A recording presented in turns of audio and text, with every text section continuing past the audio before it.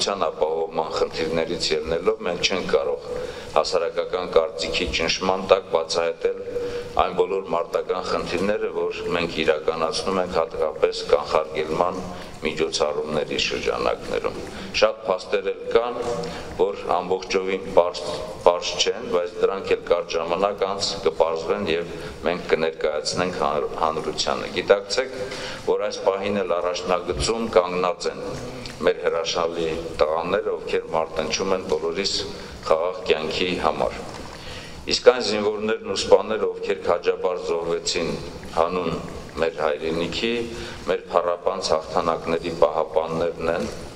մենք նրանց չենք կորցրել, այլ ընդհակառակը գտել ենք մեր հասարակության իրական հերոսներին, ում անունները պետք է հնչեն ամենուր դպրոցներում, համալսարաններում, զանգվածային լրատվական միջոցներում, գտել ենք այն հերոսներին, ում գործողությունների շնորհիվ մենք կարողացանք նաև պահպանել հայի արժանինքները, մեր ժողովրդի ձեռքբերումները, նրանց ծառայության շնորհիվ է, որ մենք ոչ մի քայլ նահանջ չունեցանք մեր մարտական դիրքերից եւ նրանց ծառայության շնորհիվ է, որ այսօր հայ ժողովուրդը եւ նրա բանակը համախմբված են, ցուցաբերում են իրենց միասնական տեսակետը արտաքին ագրեսիայի հետ մղման ցանկացած պատրաստության գործում։ Ես ուզում եմ նաեւ նրանց անունները այսօր տալ Վաշտի հրամանատար ավագ լեյտենանտ Զորիկ Ժիրայրի Գեորգյան,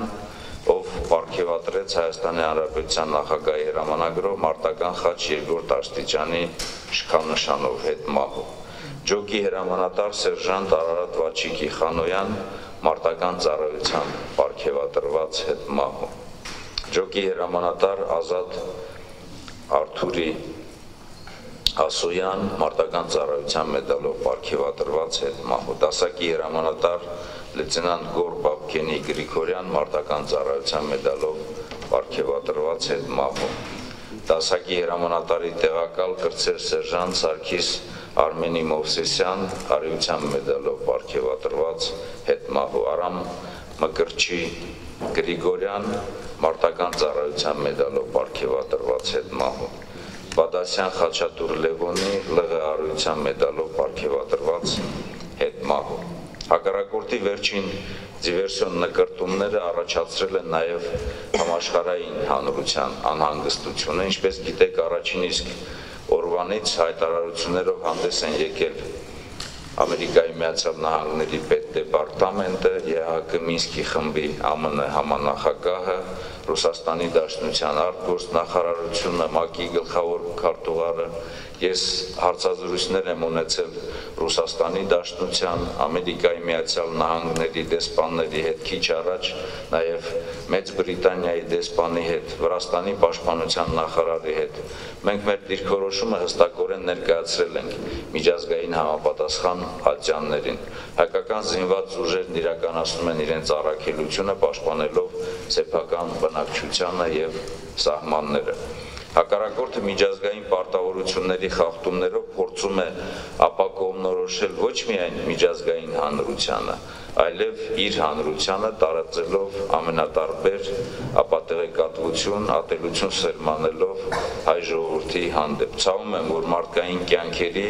ու կորուստների գնով պետք է հակառակորդին համոզենք մեր խաղաղասիրության եւ մարդասիրության մեջ։ Ցավում եմ, որ նրանց ղեկավարությունը չի գնահատում զինվորի արժեքը։ Ըստ էության ամբողջ պատասխանատվությունը թափված արյան համար եւ Հայաստանի Հանրապետության հայրենիների եւ ադրբեջանցիների կողմից ընկած է Ադրբեջանի ռազմաքաղաքական եւ ռազմական ղեկավարության խղճի վրա։ Ադրբեջանի Հանրապետության ղեկավարությունը փաստորեն դարձավ ինքն իր սրտի զոհը, մշտապես կեղծելով իրադրությունը, իրանց բանակը ներկայացնելով ամենակարող եւ անպարտելի, սեփական իսկ ժողովրդի մոտ հայտնվեցին փակուղային իրավիճակում։ Կցանկանայի նաև անդրադառնալ այն կարևոր խնդիրներին, որ դրված է եղել 2014 թվականին Հայաստանի Հանրապետության զինված ուժերի առջև բացի հիմնական խնդրից մարտական հերթապահության իրականացումից։ Այս տարին հայտարարելով փողոցային արատավոր բարքերի դեմ պայքարի տարի կարողացանք արձանագրել հաջողություն։ Ընդ որում այդ հաջողությունը միասնական է մեր հասարակության հետ միասին, որովհետև այդ պայքարին մենք ընդգրկել ենք այնպիսի կազմակերպված կառույցներ, ինչպիսիք են դպրոցները, բարձրագույն ուսումնական հաստատությունները, իրավապահ մարմինները եւ մեր հասարակության այն լայն խավերը, շերտերը, ովքեր որ մտահոգված են հենց արատավոր բարքերով, որոնք որ գոյություն ունեն դեռևս մեր հասարակության մեջ։ Այս 8 ամիսների ընթացքում զինված ուժերում արձանագրվել է ոչ կանոնադրական հարաբերությունների արդյունքում դիտավորման կատարված ընդամենը մեկ մահվան դեպք։ Փաստորեն զինված ուժերում իրականացվող բարեփոխումների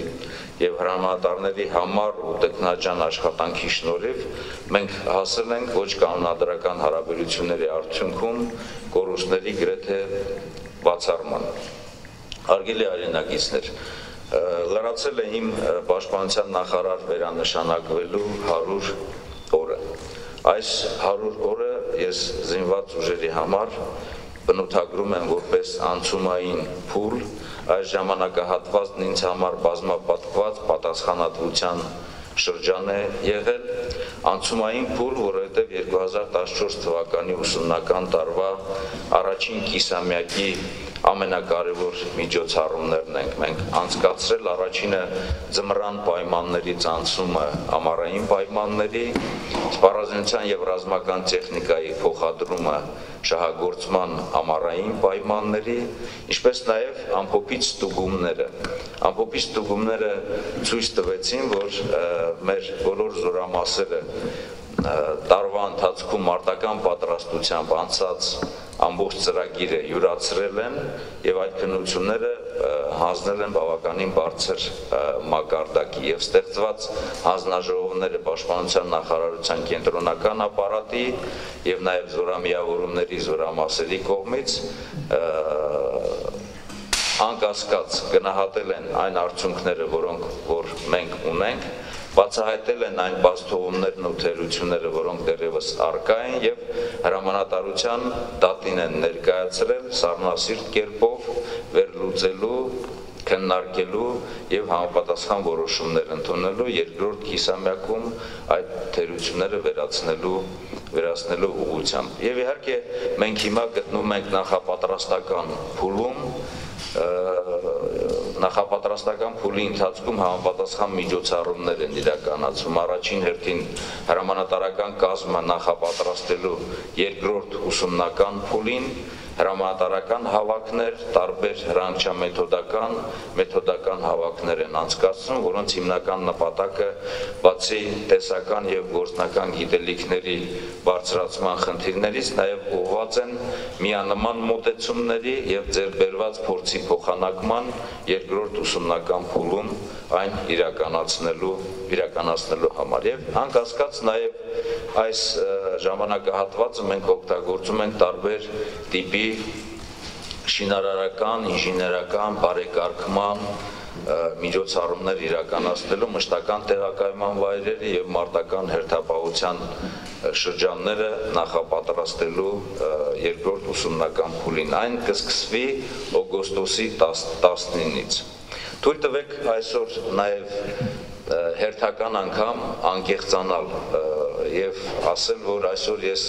հպարտ եմ Հայաստանի Հանրապետության զինված ուժերով։ Հպարտ եմ, որ այդ պատասխանատվությունը ինձ վրա է դրված եւ այդ պատասխանատվությունը բերել է ուրեմն տարիների իմ եւ իմ ընկերների կողմից կատարված ծառայության արդյունքների գնահատմամբ։ Այս զգացումը ինձ տվել են այն բոլոր շարքայիններն ու սպաները, ովքեր ավելի քան գիտակցում են իրենց կատարած գործի արժեքը, հիմնականում մարտական հերթապահության եւ նաեւ ուսումնադաստիարակչական ողջ ընթացքում։ Բանակն արդեն 20 տարուց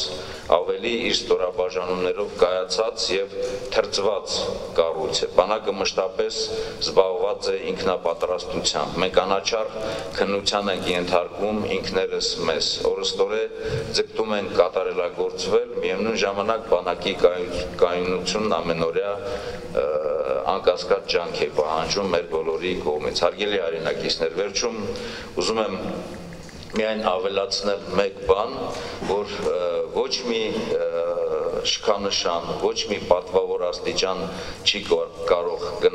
փոխարինել այն գնահատանքին, որը տրվում է մեզ միշտ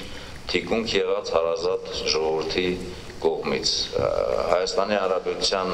եւ Արցախի Հանրապետության բոլոր բնակիչները մեր ժողովուրդը գիտակցում են, թե ինչ պատասխանատվություն է տրված բանակի վրա եւ այսօր էլ գիտակցում են այն խնդիրների կատարումը, որ իրականացնում ենք եւ նաեւ իրենց բոլոր պահվածքով, բոլոր արտահայտություններով կանգնած են մեր կողքին։ Շնորհակալություն, այսքանը որպես նախաբան, ես նաև պատրաստ եմ մեր մամլոք քարտուղարի հետ միասին պատասխանել այն հարցերին, որոնք որ դուք գտաք։ Առավոտ օրաթեր, պարոն Օհանյան, ինչ ակնկալել Սոչիում սպասվող նախագահների հանդիպումից եւ այդ համատեքստում արդյոք հանդիպումից հետո իրավիճակի կայունացում սպասվում է թե ոչ։ Նախ սկսենք նրանից, որ այս լարված իրավիճակի հիմնական պատճառներից մեկն էր նա է, որ Ադրբեջանի Հանրապետության ղեկավարությունը սովորաբար քաղաքական միջոցառումներից, հանդիպումներից առաջ կամ ընթացքում կամ հետո լարված իրավիճակ է ստեղծում, փորձելով ազդեցություն գործել միջազգային կառույցների վրա, մեր հանրության վրա եւ նաեւ բարձրացնել իրենց, ասենք, ստորաբաժանումների մարտական ոգին։ Կարծում եմ, որ յուրաքանչյուր այսպիսի հանդիպում նախ եւ առաջ հնարավորություն կտա բանակցելու, երկխոսություն ստեղծելու, եթե հնարավոր է նաեւ կառուցողական հիմք տալու բանակցային ողջ գործընթացին։ Մեր բոլորիս համար հասկանալի է, որ երկխոսությունն է միայն այն պայմանը, որի ընթացքում մենք կարող ենք ստեղծել այնպիսի պայմաններ, որ նաև համապատասխան ընթացք կտան խաղաղ եւ քաղաքական լուծման ընթացքում։ Կարծում եմ, որ դերևս միջև հանդիպումը հակառակորդի ղեկավարությունը կփորձի լարված իրավիճակը պահպանել եւ հանդիպումից հետո էլ ակնկալել այսպես լիարժեք խաղաղություն, լիարժեք հրադադարի պահպանում քիչ հավանական է, քիչ հավատալու է իմ համար։ Դրա համար Հայաստանի Հանրապետության զինված ուժերը այս ժամանակահատվածում եւ նաեւ հանդիպումից հետո մշտապես պետք է լինեն իրենց դիրքերում, մանավանդ Լեռնային Ղարաբաղի Հանրապետության պաշտպանության բանակը պետք է օրըստօրե բարձրացնի իր մարտունակությունը, իր զգոնությունը, իսկ նրանց գործողությունները թույլ են տալիս ասելով, որ մեր հայրենիները Լեռնային Ղարաբաղում առավել քան մարտունակ են եւ առավել քան պատրաստ են գործողությունների ցանկացած զարգացման այսպես հակադարձելու եւ որոշումներ ընդունելու եւ կայացնելու համար։ Ազատամարտիկները ցանկություն հայտնեցին եւ զինվորագրվեցին։ Արդյոք այս պահին կար դրա կարիքը, որտեղ տպավորությունը ստեղծվում դրանից, թե պատերազմի վտանգն ավելի առարկայական է դառնում։ Շնորհակալություն։ Ազատամարտիկները բոլորը մեր մարտական ընկերներն են եւ նրանցից մեծ մաս են կազմում այսօրվա Հայաստանի Հանրապետության զինված ուժերի զորավարքային ռեսուրսի, ասել է թե ագրեսիայի դիմագրավման, մարտական պատրաստականության տարբեր աստիճանների բերման եւ զինված ուժերի ամբողջությամբ ծավալման ընթացքում նրանք մեր շարքերում են լինելու եւ մեր հետ պաշտպանելու են մեր հայրենիքը։ Այսօր այդ անհրաժեշտությունը չկա, որովհետեւ Հայաստանի Հանրապետության զինված ուժերը Լեռնային Ղարաբաղի Հանրապետության պաշտպանության բանակ իրենց արժեվ դրված խնդիրները լիարժեք կատարում են։ Այս խնդիրները փոքր խնդիրներ են, բայց նրանց մուտքը բանակ, հանդիպումները զինված ուժերի անձնակազմի, հատկապես ժամկետային զինծառայողների հետ, այսօր անհրաժեշտություն է, որով էլ նրանք զբաղված են կիսելու իրենց մարտական փորձը, բարձրացնելու մեր զինծառայողների ոգին։ Ի վերջո մենք բոլորս պետք է նաև հասկանանք, որ վաղը անհրաժեշտության դեպքում երեկվա փորձառու հրամանատարի եւ փորձառու պատերազմով անցած զինծառայողների համապատասխան փորձի եւ այսօրվա հրամանատարների եւ զինծառայողների մարտական վարպետության համապատասխան աստիճանի համաձուլվածքում մենք պետք է ստանանք այն մթնոլորտը, այն իրավիճակը, որը կբերի կուր, այսպես միասնության եւ որ կուր շարքերը կպաշտպանեն մեր հայրենիքը։ Բացառությամբ Արցախաշենի, որ մենք կորցրեցինք 22 տարի առաջ այս օրերին, Հայաստան-Ադրբեջան պետական սահմանի երկայնքով կամ մի տեղ, որտեղ ադրբեջանական հենակետը տեղակայված է Հայաստանի Հանրապետության կամ այսպես ասեմ նախկին խորհրդային Հայաստանի տարածքում։ Շնորհակալ եմ։ Արցախյան գոյապայքարը եւ ազգային ազատագրական շարժումը եւ սահմանային մարտական գործողությունները բերել են նրան եւ զինադադարից հետո մարտական գործողությունը ավարտելուց հետո մի այնպիսի իրավիճակի, որ իրականում նախկին խորհրդային միությունում գոյություն ունեցող սահմանները ոչ բոլոր տեղերում են պաշտպանված եւ նաեւ կան այնպիսի դիրքեր, որոնք որ եւ մեր կողմից եւ Ադրբեջանի կողմից այսպես դրված չեն այն սահմանի վրա, որը որ գոյություն է ունեցել նախկինում։ Եվ նաև կան դիրքեր, որ եւ մեր կողմից եւ Ադրբեջանի զինված ուժերի կողմից այս կամ այն հատվածում գերիշխող են հանդիսանում եւ դա էլ հիմնականում հիմք է հանդիսանում Ադրբեջանի Հանրապետության կողմից խախտելու եւ գնդակոծելու մեր սահմանային բնակավայրերը։ Մենք համապատասխան այսօր միջոցառումներ ենք ձեռնարկում կանխարգելելու կամ համապատասխան համարժեք պատասխաններ տալու, որպեսզի հակառակորդը զերծ մնա մեր սահմանային բնակավայրերի գնդակոծումից, բայց ցավոք սրտի ստեղծված շփման գիծը այդպիսին է, որ մենք 100%-ով այսպես զերծ մնալ հակառակորդի գնդակոծությունից այսօր չենք կարող։ Պարզապես մենք մտածում ենք համարժեք կամ կանխարգելիչ միջոցառումների իրականացմամբ այս ստեղծված իրավիճակում այսպես դադարեցնելու այդ կրակը եւ այսպես զինադադարի ռեժիմը պահպանելու ուղղությամբ։ Interfax, պարոն նախարար, ՀԱՊԿ-ի գործընկերների հետ շփումներ ունեցել եք եւ եթե այո, եւ եթե գաղտնիք չի, ինչ մակարդակի, եթե հնարավոր է մի մանրամասնեք։ ՀԱՊԿ-ի գործընկերների հետ շփումներ լինում են իմ եւ գլխավոր շտաբի պետի կողմից, այս պահին ես չէի ուզի մանրամասնել, որովհետև բոլորն էլ նրանք արտահայտում են իրենց մտահոգությունը ստեղծված իրավիճակի ուղղությամբ, բարոյական աջակցություն են արտահայտում եւ փորձում են ազդել եւ մեր եւ հակառակ կողմի վրա, որպեսզի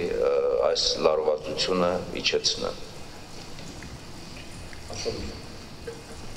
Ռեգլում գործակալություն, պարոն նախարար, ըստեյության հարցի ուղղակի շարունակություն ավելի կոնկրետ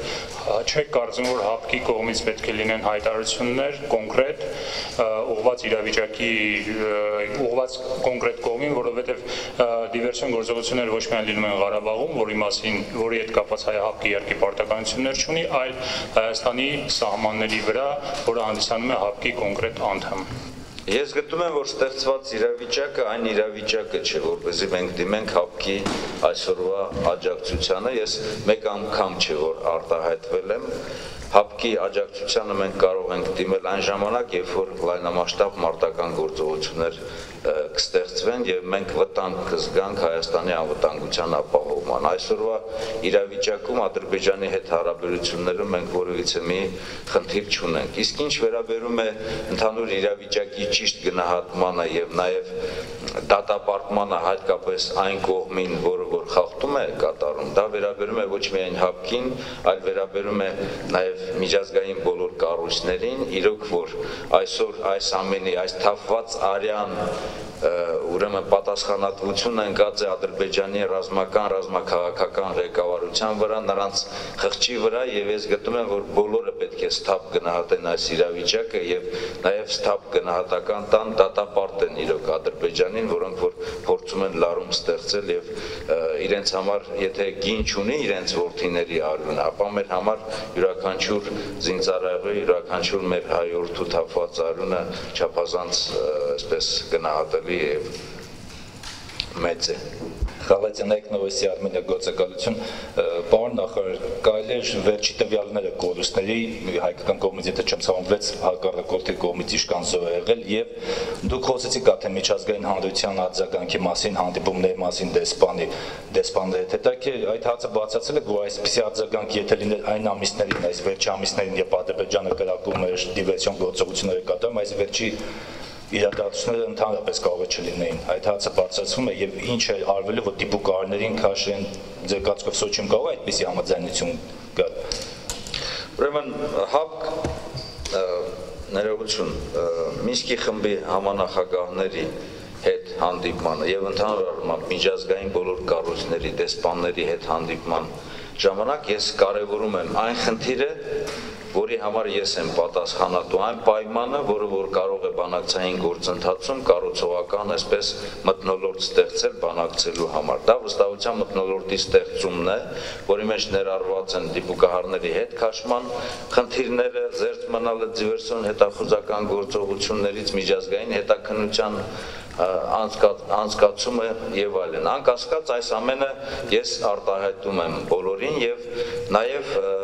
յուրաքանչյուր հանդիպման ժամանակ ես ոչ միայն վերլուծում եմ վերջին ստեղծված իրավիճակը, վերջին խախտման այսպես դեպքերը, այլ ընդհանուր այն իրադրությունը, որ ստեղծված է 2014 թվականի այս ժամանակահատվածի համար, հունվարից մինչև օգոստոս եւ անկասկած ես պնդում եմ, որ յուրաքանչյուր ժամանակահատվածում պետք է միջազգային համագործակցության շրջանակներում շեշտը հատկապես դնել միջազգային հետաքննության անցկացման վրա եւ այդ միջազգային հետաքննությամբ դատապարտել այն կողմը,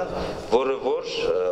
խախտել է այս կամ այն ժամանակահատվածում։ Փորձը ցույց է տալիս, որ մենք մեր կողմից որևիցե մի խախտում կատարելու, հրադադարի ռեժիմը խախտելու, դիվերսիոն գործողություններ իրականացնելու, որևիցե մի հիմք եւ նպատակ չկա։ Այդ ամենը իրականացնում է Ադրբեջանի Հանրապետությունը եւ նրանք բոլորն հասկանում են, թե ուր է, որտեղ է, որ կողմ է ուղղված իմ այս ասվածը, անկասկած ներքուստ դրանք այդ ամենը հասկանում են։ Արտաքնապես ես գտնում եմ, որ նաեւ մեր բոլորի խնդիրն է եւ նաեւ զանգվածային լրատվամիջոցների խնդիրն է, որ այս պահին արդեն իսկ մենք խստապահանջ լինենք այդ ուղղությամբ։ Կորուստների առումով դուք ասացիք, մենք ունեցել ենք 6 ցավոք սրտի 6 կորուստ, մեր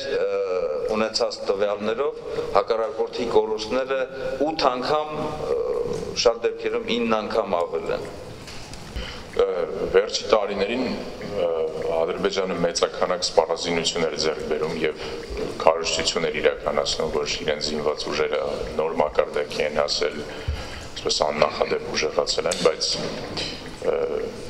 օգոստոսի սկզբի բախումները ճիշտ հակառակը ապացուցեցին։ Եթե փորձենք գնահատական տալ, մենք կարող ենք ասել, որ նախորդ տարիների Ադրբեջանի հետ ռազմավարությունը ճնշում գործադրել հայկական կողմի վրա սահմանի լարվածություն ստեղծելով, մանկարգի քարոզչություն իրականացնելով տապալվել է։ Շնորհակալություն։ Ես ասացի, որ Ադրբեջանը իր իսկ ստի զոհը դարձավ։ Չնայած նրան, որ Ադրբեջանի ղեկավարությունը, ադրբեջանական բանակը այսօր այսպես լայն թափերով ձեռք են բերում տարբեր տիպի սպառազինություն, ընդ որում նաև նոր սպառազինության տեսակներ, քանակն են ավելացնում, այնուամենայնիվ մենք պետք է հասկանանք, որ յուրաքանչյուր սպառազինություն օգտագործող է պետք, յուրաքանչյուր զենքի ղեկին անձ է պետք, որը մասնագիտորեն եւ պատրաստ պետք է լինի այդ սպառազինությունը կիրառելու։ Քանակական մեծ ձեռքբերումները դեռևս չի նշանակում, որ դրանք այսօր պատրաստ են շահագործման եւ այսօր նրանք յուրացվել են անձնակազմի կողմից հատկապես առօրյա ուսումնական գործընթացի ողջ ընթացքում եւ այսօրվա փորձը ցույց է տալիս ոչ միայն սպառազինությունը ամբողջությամբ յուրացված չէ այսօրվա փորձը ցույց է տալիս որ տարբեր նաեւ իրենց հարևան երկրներում պատրաստված տարբեր կոմանդոս հատուկ նշանակության խմբերն են հիմնականում մասնակցում այդ դիվերսիոն հետախուզական գործողություններին եւ նրանք իրենց վաղճանը հայկական հողի վրա հայկական դիրքերում տեսնում են դա խոսում է նրա մասին որ Հայաստանի Հանրապետության զինված ուժերը իրենց մարտունակությամբ իրենց մարտական կարողություններով եւ հատկապես ոգով եւ նաեւ որակական պատրաստությամբ մարտական վարպետությամբ այսինքն գիտելիքներ, հմտություններ եւ ունակություններ եւ առօրյա ցանկացած ստեղծված իրավիճակում հրամանատարների սթափ որոշումներով, գործողություններով քիչ պակաս պատրաստ չեն եւ կարելի ասել նաեւ տարածաշրջանում մրցունակ են եւ պատրաստ են ցանկացածին իրենց տեղը ցույց տալու Հանրային ռադիո Պարոն նախարար վերջին օրերին շարունակ խոսվում է Արցախում ռուսական խաղաղապահ ուժերի տեղակայման հնարավորության մասին կա դրա կարիքը կա հնարավորությունը ինչ կասեք այդ մասին Երկրագնդի վրա հակամարտությունների բոլոր գոտիներում մեր տարածաշրջանը Արցախյան հակամարտության գոտին միակ վայրն է որտեղ որ առանց որևիցե մի երրորդ ուժի հայկական ուժերի եւ ադրբեջանական ուժերի հավասարակշռության պահպանման ընդ որում մարտական ոգու եւ որակական պատրաստության մեր առավելության շնորհիվ մենք պահպանում ենք հարաբերական այսպես զինադադարի պայմանները ճիշտ է իրավիճակը մենք մշտապես գնահատում ենք ոչ պատերազմ, ոչ խաղաղություն իրավիճակ, որովհետև հակառակորդի կողմից մշտապես խախտվում է հրադադարի պայմանները, բայց մեր ստորաբաժանումների պատրաստության շնորհիվ մենք պահպանում ենք այդ իրավիճակը։ Ասել է թե այդ ուժերի հավասարակցության մասին, երբ որ մենք խոսում ենք, միանգամից կարելի է եզրակացություն անել, թե ինչ նշանակություն ունի քանակը կամ որակական պատրաստությունը։ Այդ առումով մենք մեր առջև դրված խնդիրները ինքնուրույն կարող ենք լուծել եւ խաղաղապահ ուժերի տեղադրման կարիք այսօր չկա։ Սահմանամերձ շրջանների բնակիչները շատ հաճախ հարց են բարձրացնում իրենց զենք տրամադրելու, արդյոք կա հնարավորություն որոշակի գոտիներում, որոնք իրոք լարված գոտիներ են, այդ դեպքում Պարավաքարը, Մովսեսը, այնտեղի բնակիչները խնդրում են զենք, որպեսզի անհրաժեշտության դեպքում իրենք կարողանան ինքնապաշտպանության դիմել։ Կա այդպիսի հնարավորություն եւ եթե կա, ինչ պայմաններում է դա հնարավոր։ Շնորհակալություն։ Այսօր Հայաստանի Հանրապետության սահմաններում կանգնած զինվորը եւ ցանկացած բնակավայրերի գյուղացին ամուր են կանգնած եւ դիրքերում եւ իրենց բնակավայրերում։ Վերջին ժամանակներում մենք բավականին մեծ քանակությամբ հանդիպումներ ենք ունեցել եւ վաղը մյուս օրն էլ ես մեկնելու եմ Տավուշի մարզ հանդիպելու սահմանամերձ բնակավայրերի բնակիչների հետ։ Գտնում եմ, որ քիչ առաջ ես ասացի, որ միակ պատճառը, որ այսօր Հայաստանի Հանրապետության սահմանամերձ բնակավայրերը իսկ դրանք 26-ն են գնդակոծվում են, դա նաև որ զինադադարի պայմանագրի ստորագրումից հետո ստեղծվել է շփման գծի մի այնպիսի դիրքերի իրադրություն, որտեղ որ երկկողմանի գերիշխող դիրքերով են գրավում եւ այն տեղերում, որտեղ որ Ադրբեջանը ավելի բարձր դիրքերում են, նրանք փորձում են գնդակոծել։ Մենք հակադարձում ենք եւ համապատասխան կանխարգելիչ միջոցառումներ ենք ձեռնարկում։ Մի քանի օր առաջ ես զորամիավորման եւ զորամասի հրամանատարին ցույցում տվեցի, որպեսզի նոր մեթոդներ եւ նոր ձևեր գտնենք կանխարգելելու այդ բոլոր խախտումները։ Ինչ վերաբերում է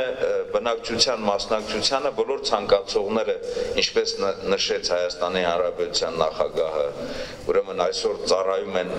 սահմանամերձ բնակավայրերի պայմանագրային ստորաբաժանումներում եւ իրենց մասնակցությունն ունեն սահմանների պաշտպանությանը, նրանք բոլորի ձեռքին զենք կա եւ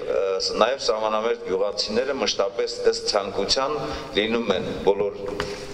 դիրքերում մեր զինծառայողների հետ միասին ըստ անհրաժեշտության նաև սահմանային ծառայություն են իրականացնում։ Այսօր այսպես համատարած բոլորին զենք բաժանելու կարիք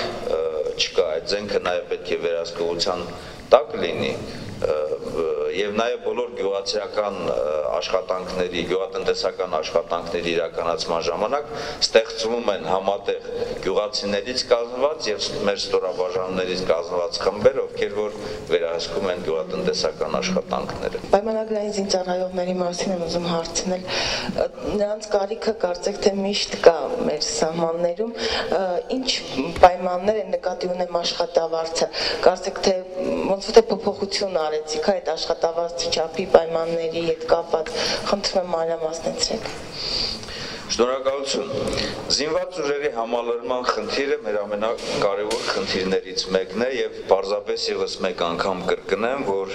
դերևս երկար ժամանակ Հայաստանի Հանրապետության զինված ուժերը համալրվելու են խառը համալրման սկզբունքով, այսինքն այս իրավիճակում ժամկետային պարտադիր ծառայությունը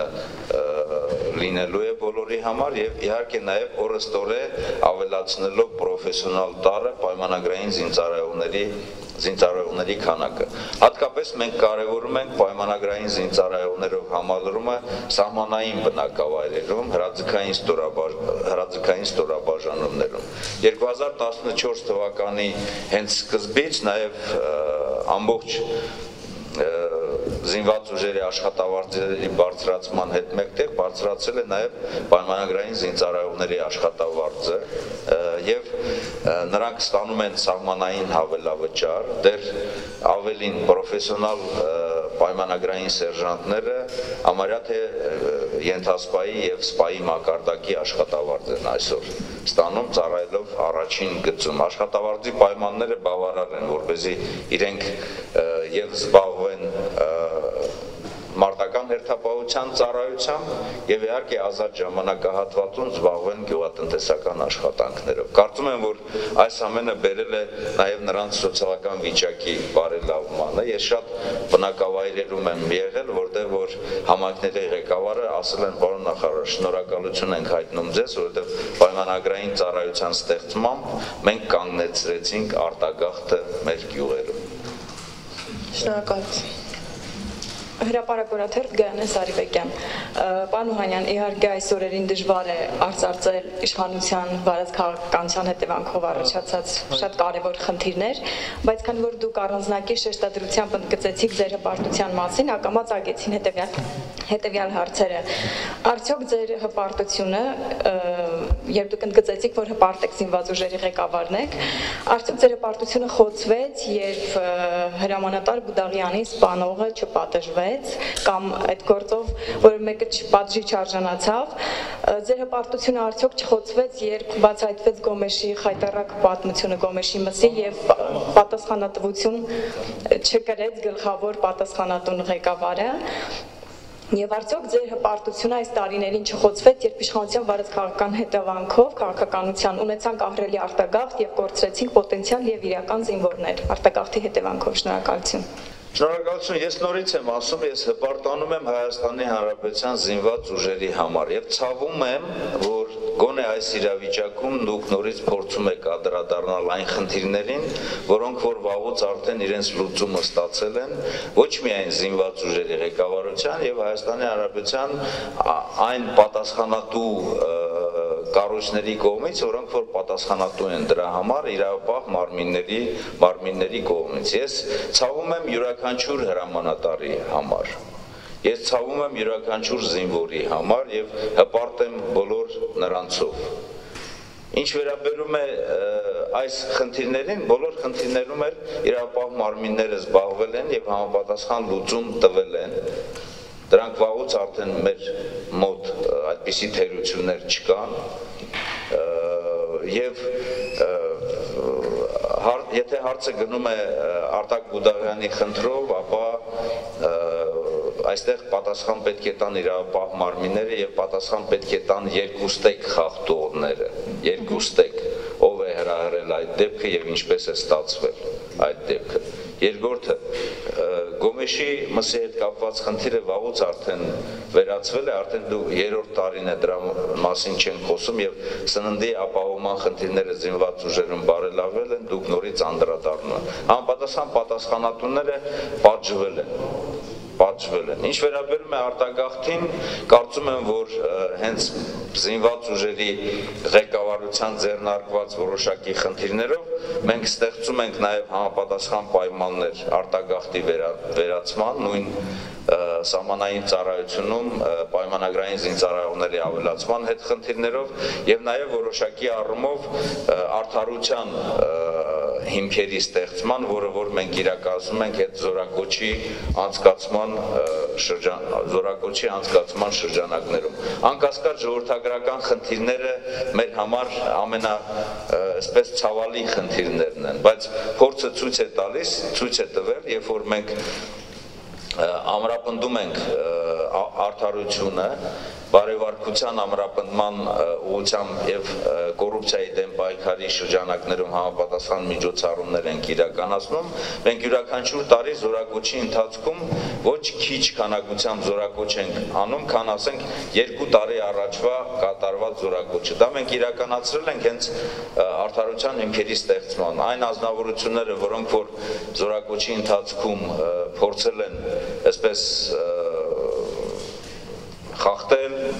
փորձել են չկատարել այն ցուցումները, որ անձամբ ես եմ տվել, նրանք բոլորը հեռացվել են աշխատանքից եւ այդ միջոցառումները Հայաստանի Հանրապետության զինված ուժերի ղեկավարության կողմից շարունակվում են եւ յուրաքանչյուր զորակոչ մենք դա ներկայացնում ենք հանրությանը։ Շնորհակալություն։ Կալա հեռուստաընկերություն Նաիրա Նահապանյան, պարոն նախարար, վերջին օրերի դեպքերը ցույց տվեցին, որ զինված ուժերը փայլունից իրենց գործը կատարում են եւ այս պարագայում հարց է առաջանում, կարող է համապատասխանում է մեր վարած արտաքին քաղաքականությունը, դիվանագիտական քաղաքականությունը զինված ուժերի համարձակ քաղաքականության, այսինքն սահմանին կանգնած զինվորը համարձակ վարկագիծը համապատասխանում է մեր վախորած արտաքին քաղաքականությանը ձեր կարծիքով։ Գիտեք, Հայաստանի Հանրապետության զինված ուժերը եւ նրա ղեկավարությունը միշտ հարձակողական բնույթի գործունեություն են ծավալել եւ այսօր էլ այդ սկզբունքը գերակայում է մեր գործունեության մեջ։ Ոչ միայն այն տեղերում, որտեղ որ իրական, այսպես զենքով մենք պետք է հարձակվենք, այլ նաեւ առօրյա գործունեության իրականացման բոլոր ոլորտներում նպատակների առաջադրում եւ հաստատակամ քայլերով այդ նպատակների իրականացում միջև վերջ մենք որևիցե մեկի դեմ չենք պայքարում, մենք աշխատում ենք հանուն եւ այդ հանուն աշխատանքի ընթացքում ով չի հասցնում, ով մեր սկզբունքներին դեմ է, ապա նրանք բոլորն էլ մեր շարքերից հեռանում են, ազատվում են այդ պաշտոններից։ Ինչ վերաբերում է արտաքին քաղաքականությանը, ես եւս մեկ անգամ ասում եմ, որ 94 թվականի հրադադարից հետո մենք այսպիսի արտահայտություն արեցին կատակով, որ էստաֆետը փոխանցել ենք արտաքին քաղաքականությանը, դիվանագիտությանը, որ չտա Աստված, որ նորից այդ ամենը փոխանցվի զինված ուժերին։ Կարծում եմ, որ այս 20-ից ավելի տարիների ընթացքում կատարված աշխատանքը միջազգային ասպարեզում բերում է նրան, որ մենք իրոք կարողացել ենք մեր դիվանագիտության այսպես հմուտ գործունեությամբ պահպանել խաղաղ պայմանները հարաբերական, այսօր իհարկե որոշակի լարվածություն կա, բայց գտնում եմ, որ մեր ռազմաքաղաքական ղեկավարությունը կգտնի այն եզրերը, որ այդ լարվածությունը իջնի։ Հակոբյան թերթեմ, երկու հարց ունեմ, պարոն նախարար, նախ կցանկանայի իմանալ մարզպետները, երբ այցելում են դիրքեր, հիմա Սյունիքի մարզպետը, Վայոց ձորի մարզպետը, դա արդյոք նախարարության հետ համաձայնեցում է եւ դա ինչ է տալիս զինվորներին եւ երկրորդ որպես նախարար ինչպես է գնահատում այս օրերին լրատվամիջոցների աշխատանքը եւ արդյոք տեսնում եք ինչ-որ թերություններ եւ հասարակության մեջ հավելյալ խոճապից զերծ մնալու համար ինչ խորհուրդներ ունեք։ Շնորհակալություն։ Շնորհակալություն։ Այս օրերին եւ ընդհանուր առմամբ վերջին տարիների մեր գործունեության ընթացքում բանակ հասարակություն կապի ամրապնդումը մեր գործունեության ամենակարևոր ուղղություններից մեկն է եւ մենք համագործակցում ենք համապատասխան բոլոր այն կառույցների, ովքեր որ տարածքներով են մեզ հետ կապված եւ իրենց գործառույթներով են մեզ հետ կապված։ Անկասկած տեղական ինքնակառավարման մարմինները, համայնքները, բացի դրանից ուրեմն համապատասխան քաղաքական ուժերը, հասարակական շատ տարբեր կազմակերպություններ, հատկապես այն կազմակերպությունները, ովքեր որ ձևավորվել են Արցախյան գոյապայքարից հետո, ասենք զոհված ազատամարտիկների, հաշմանդամ դարձած անհայտ կորածներ, տարբեր երկրապահների, ազատամարտիկների, վետերանների տարբեր կազմակերպություններ, բոլորը մեր հետ աշխատում են համաձայնեցված։ Հիմնական խնդիրը բանակի կողքին լինելն է, հիմնական խնդիրը հայրենիքի զինվորի ծառայության գնահատելն է, ոգևորելն է բանակի անձնակազմին, փորձի փոխանակումն է, եւ այս օրերին էլ, երբ որ տեղի ունեցան ողբերգական դեպքեր, հողարկավորությունների, հոգեհանգիստների բոլոր միջոցառումների ժամանակ, բոլոր այդ կառույցները, սկսած կառավարության անդամներ, ազգային ժողովի ներկայացուցիչներ, հասարակության տարբեր խավեր մասնակցում են, այցելում են զոհվածների ընտանիքներ, այցելում են հոսպիտալներ մեր վիրավոր զինծառայողներին։ Այդ ամենը գտնում են, որ չափազանց անհրաժեշտություն է եւ գտնում են, որ մեր հասարակությունը յուրաքանչյուր ժամանակահատվածում պետք է ապրի այն միջոցառումներով, որոնք այն իրավիճակով, որը որ գոյություն ունի։ Եթե մեր համար դժվար իրավիճակ է, եթե մենք ունենք լարվածություն առաջի գծում, եթե մեր զինծառայողներ իրենց կյանքի գնով պաշտպանում են մեր հայրենիքին, դա նշանակում է ողջ ժողովրդին, հասարակության բոլոր խավերին եւ նրանք էլ պետք է իրենց այսպես արժանի, այսպես հարգանքի տուրքը տան հայրենիքի զինվորներին։ Նույնպես նույն իրավիճակում պետք է լինի նաեւ զանգվածային լրատվամիջոցները։ Այս օրերին ես բազմաթիվ այսպես ներկայացուցիչների հետ հանդիպումներ եմ ունեցել, իմ կողմից համապատասխան ուղղություն է տրվել զանգվածային լրատվամիջոցների ներկայացուցիչներին, նաև խնդրանքի ձևով։ Առաջինը իրավիճակը ներկայացնել մասնագիտորեն ճիշտ եւ դրա համար պետք չէ ուրեմն ցանկացած մարդուց հարցնել այն խնդիրները, որոնք որ մասնագիտական, այսպես քննարկում են պահանջում, մասնագիտական գնահատական են պահանջում, հատկապես առաջին գծում այդ ռազմական գործողությունների։ Մենք պայմանավորվել ենք, որ կնշանակենք համապատասխան ռազմական փորձագետներ եւ նաեւ գլխավոր շտաբի օպերատիվ վարչության պետը համապատասխան ըստ անհրաժեշտության տեղեկատվություն կտա։ Եվ իհարկե գտնում եմ, որ մենք ճիշտ գնահատմամբ իրականում ես որևիցե մի ցանկություն չունեմ, որպեսզի վերապահված մոտեցում լինի բանակի նկատմամբ կամ նաև ոչ ճիշտ գնահատական տրվի։ Այն գնահատականը, որ այսօր ձերիս կողմից տրվում է, դա բավականին բարձր գնահատական է մեր զինծառայողների համար եւ իրենց ծառայության համար, որոնք իրականում կարելի ասել, որ այս հակահարվածներով, այս կանխարգելիչ, պատժիչ զսպման միջոցառումներով իրենք բարձր պահեցին մեր հայրենիքի, հայ ժողովրդի արժանապատվությունը եւ շարունակելու են այդ կերպ պահել։ Կարծում եմ, որ ճիշտ գնահատանքով մենք նաեւ համապատասխան կերպով կներկայացնենք մեր հանրությանը։ Եթե ճիշտ ներկայացնենք մեր հանրությանը, դա որևէ մի խոճապ չի առաջացնի։ Առաջի գծում մեր զինծառայողների մարտական ոգին շատ բարձր է, տրամադրությունը շատ բարձր է եւ այսօր իրենք պատրաստ են ցանկացած գործողությունների, ցանկացած հակահարվածների։ Եվ այդ հակահարվածները որևիցե ազդեցություն չի ունենալու ոչ մեր առաջի շփման գծի իրադրությանը, ոչ մեր տարածքներին, ոչ էլ մեր զինծառայողների պատրաստությանը։ Պարոն Ռամայեմ, պարոն նախարար, վերադառնալով արտաքին քաղաքականությանը, Բաքուն միջազգային հանրությանը կոչ է արել Հայաստանի նկատմամբ պատժամիջոցներ կիրառել։ Ձեր կարծիքով ինչպիսին պետք է լինի մեր քաղաքականությունը, որ մենք ոչ միայն խուսափենք այդ պատժամիջոցներից, այլև խուսափենք դրանց քննարկումից։ Շնորհակալություն։ Կարծում եմ, որ այդ պատժամիջոցները պետք է կիրառվեն հենց Ադրբեջանի նկատմամբ։ Այսօր Հայաստանի արտաքին քաղաքականության պատասխանատուները եւ մենք էլ մեր բանակի միջազգային համագործակցության վարչությունը այդ ուղղությամբ համապատասխան աշխատանքներ է տանում միջազգային հանրությանը ճիշտ ներկայացնելու։ Անկասկած Ադրբեջանի ղեկավարությունը այսօր փորձելու է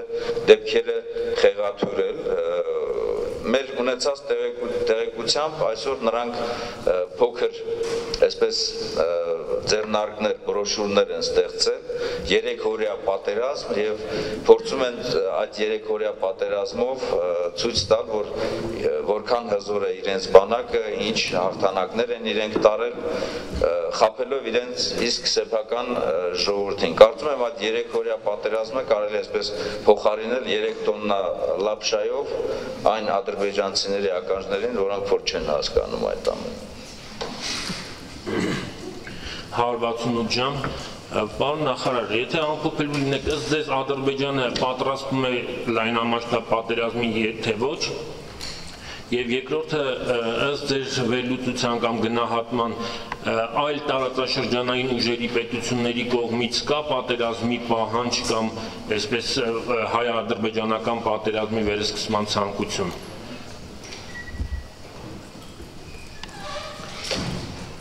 Անկասկած տարածաշրջանը մեր այնպիսին է, որ եւ ռազմաքաղաքական իրավիճակով եւ տարբեր երկրների տնտեսական, էներգետիկ, քաղաքական շահերով լի է եւ այդ շահերի բախումներ են տեղի ունենում, բայց կարծում եմ, որ այսօր այն իրավիճակը չէ այստեղ, որ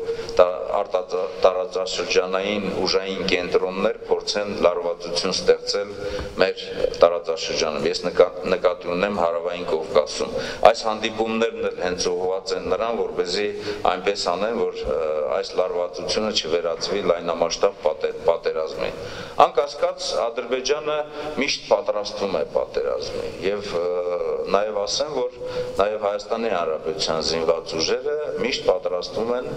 պատերազմի։ Ուզում ես խաղաղություն, միշտ պետք է պատրաստվես պատերազմի եւ զինված ուժերը հենց դրա համար են ստեղծված մեր հայրենիքի պաշտպանությունն իրականացնելու համար։ Այսօրվա ռազմաքաղաքական իրավիճակի վերլուծությունը ցույց է տալիս, որ այս բախումները կարող են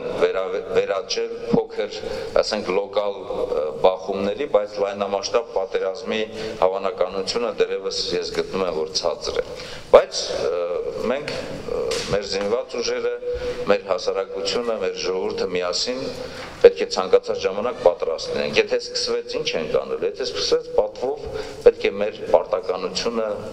պատասխանատու կերպով կատարենք։ Նախորդ տարի, անցյալ տարի արտասահմանյան լրատվամիջոցները հայտնեցին, որ լեհական Բումերլաբեդի ընկերությունը արդիականացնելու է Հայաստանի 84 միավոր տանկ։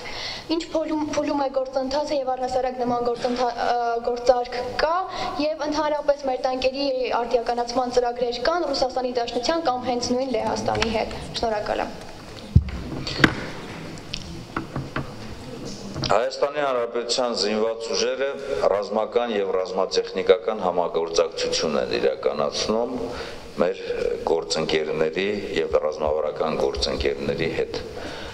Անցած տարին մենք սկսեցինք համապատասխան պայմանագրերի ստորագրումից հետո հիմքի ստեղծումը ռազմատեխնիկական համագործակցության զարգացման հիմնականում Ռուսաստանի Դաշնության հետ եւ զարգացումը հիմնական նպատակ ունի, որպեսզի մենք կարողանանք լայն կերպով զինված ուժերը համալրել ժամանակակից սպառազինությամբ եւ ռազմական տեխնիկայով եւ նաեւ ամիջական կապով Ռուսաստանի Դաշնության տարբեր կազմակերպությունների հետ մեր կազմակերպություններին հնարավորություն տանք համապատասխան միջոցառումներ իրականացնել, դրանով իսկ զարգացնելով նաև մեր սեփական ռազմական արդյունաբերության համալիրը։ Այդ զարգացման ծրագիրը հնարավորություն է տվել նաև երկու համատեղ ձեռնարկությունների ստեղծման, որ մենք իրականացրել ենք, նաև այդպիսի ձեռնարկություն ստեղծել ենք նաև Լեհաստանի հետ, որը հնարավորություն է տալու, որպեսզի մենք երկու համապատասխան միջոցառումներով եւ նոր միջոցներ ձեռք բերենք եւ նաեւ արդիականացնենք այն միջոցները, որոնք որ մենք ունենք, որը որ մեզ է հասել, ասենք խորհրդային միությունից խորհրդային միության փլուզումից հետո։ Շնորհակալություն իմեջայ Նիկոլայ Թորոսյան, պարոն Օհանյան, հարցից հետո թույլտվող եմ նախկին դիվերսիան Լեռնային Ղարաբաղի տարածքում, երբ որ երկու ադրբեջանցի դիվերսանտ գերիան կան, տարբեր մեկնաբանություններ եղան նրանց կողմից մամուլում ԶԼՄ-ներում, թե նրանք սեփական նախաձեռնությամբ եկած ինչ-որ խաղաղ բնակիչներին, կուզեի մեկ անգամ եւս մեկնաբանեք, որպես հարցի շարունակություն արդեն 1 տարի գերությունում է գտնվում Հակոբ Ինջիղուլյանը, հավանական է կարծոք համարում գերիների փոխանակում, այսինքն ադրբեջանցի դիվերսանտներին մեր գերիի հետ։ Իմ համար զարմանալի է, երբ որ մեր հանրությունը սկսում է մեկնաբանել այն մասնագիտական տեղեկությունը, որ տալիս է Պաշտպանության նախարարությունը, որ իրոք քարոզարի հատվածում եղել են հակառակորդի դիվերսանտներ եւ նրանք գործել են հատուկ նախապատրաստված պլաններով եւ ինչ է կարծում հակառակորդի դիվերսանտը պետք է իրենց այսպես համալրված, համազգեստով, հանդերձանքով հայտնվի մեր տարածքում եւ հանգիստ քայլի մեր տարածքում, անկասկած նա պետք է այն տեսքը ունենա, որովհետեւ մեր տարածաշրջանում մենք նրան չկարողանանք այսպես բացահայտել եւ տարբերակել, որովհետեւ այդ խմբի հիմնական նպատակը եղել է ոչ թե դիվերսիոն գործողությունները, այլ եղել է հենց հետախուզական գործողությունները եւ այն նյութերը, որ մենք գտել ենք եւ այսօր գտնում են Լեռնային Ղարաբաղի Հանրապետության իրավապահ մարմինների մոտ, նրանց մոտ ցույց են տալիս, որ նրանք ուսումնասիրել են ընդհանուր առմամբ Քարվաճարի ամբողջ տարածքը, բոլոր ենթակառույցները, բոլոր զորամասերը, շարասյուների, զորամասերի շարժերը եւ դրանք պետք է համապատասխան նյութ հանդիսանային Ադրբեջանի ղեկավարության